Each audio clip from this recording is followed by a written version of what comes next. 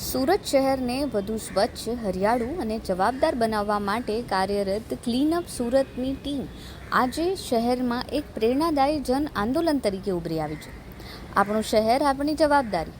આ સૂત્ર સાથે કાર્યરત આ ગ્રુપે અત્યાર સુધી શહેરના વિવિધ વિસ્તારોમાંથી 50 મેટ્રિક ટનથી પણ વધુ કચરો દૂર કરીને સ્વચ્છતાના ક્ષેત્રે નોંધપાત્ર યોગદાન આપ્યું છે.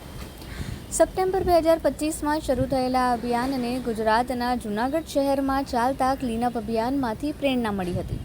ત્યારબાદ ગુજરાતના વિવિધ જિલ્લાઓમાં પણ આવી ટીમો રચાઈ અને સ્વચ્છતા માટે લોકો આગળ આવ્યા. સુરતમાં શરૂઆતમાં ગણતરીના લોકો સાથે આ ટીમની શરૂઆત થઈ હતી, પરંતુ આજે આ ટીમમાં 80થી વધુ સક્રિય વોલેન્ટિયર્સ જોડાયા છે. આ કોઈ સંસ્થા નથી, સ્વૈચ્છિક રીતે બાળકોથી લઈને વૃદ્ધોથી તૈયાર થયેલું એક ગ્રુપ છે.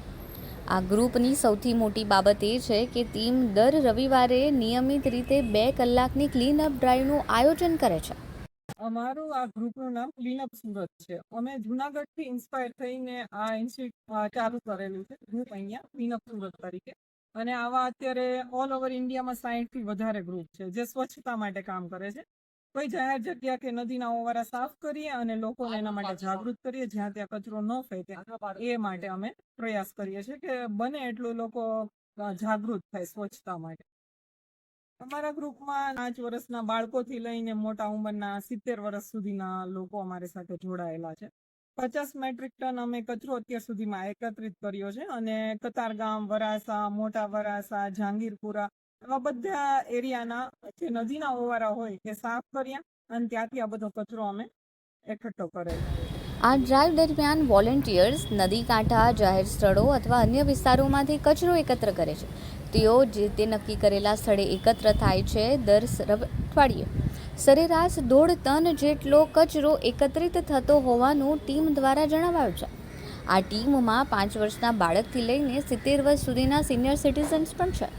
એટલે કે ભણતા બાળકોથી લઈને નોકરિયાત વર્ગથી લઈને રિટાયર્ડ થયેલા લોકો પણ આ ક્લીનઅપ ડ્રાઈવમાં સુરત શહેરને સ્વચ્છ કરવા માટે આ ગ્રુપમાં જોડાઈ રહ્યા છે. ક્લીનઅપ સુરત દ્વારા કતારગામ, અડાજણ, જહાંગીરપુરા, ડુમસ અને વરાછા સહિતના વિસ્તારોમાં આવેલા અનેક ઓવારાઓ અને નદીકાંઠાના વિસ્તારોમાં અનેક ક્લીનઅપ ડ્રાઈવ યોજવામાં આવી છે.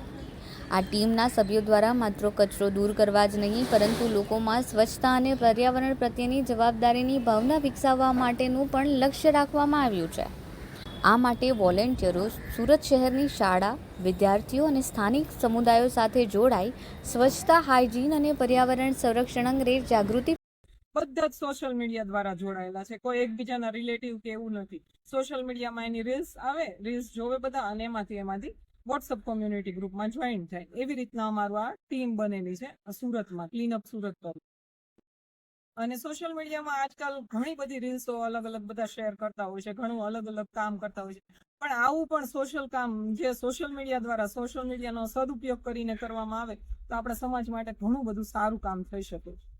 અમે હર સન્ડેના 7 થી 9 વાગે સવારના ગ્રુપમાં મેસેજ આવી જાય એ પ્રમાણે બધા એ ઓવારા ઉપર કે એ જગ્યા ઉપર બધા ભેગા થઈ જાય.